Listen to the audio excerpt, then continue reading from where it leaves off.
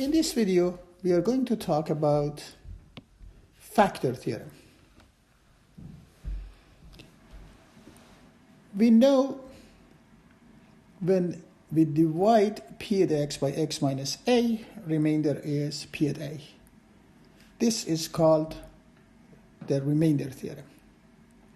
Factor theorem states that x minus a is a factor of p at x if and only if p at a equals 0.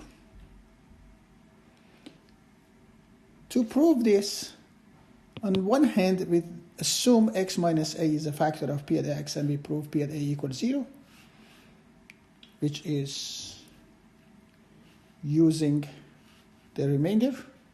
And on the other hand, we assume p at a equals 0, and we show p at x minus a. If p at a equals 0, since p at x is x minus a times qx plus r, we'll see r must be 0. Therefore, x minus a is a factor of p at x.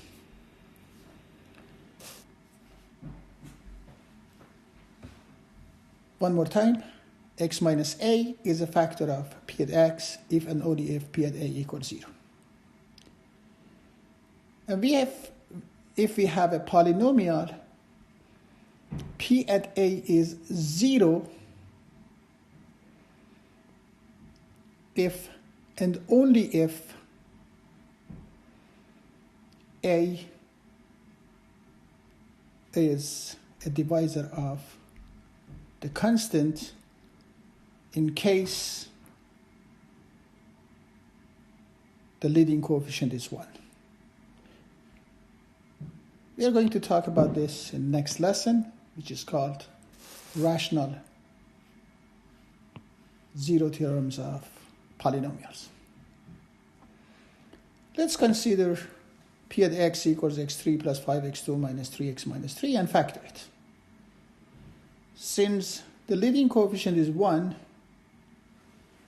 the zeros of p at x, if there is any, must be a divisor of constant, in this case, negative 3. The divisors of negative 3 are plus minus 1 and plus minus 3. We start plugging in the numbers and find one of the zeros. By plugging 1, we'll see p at 1 is 0. Since p at 1 is 0, x minus 1 is a factor of p at x. X minus 1 is a factor of x3 plus 5x2 minus 3x minus 3.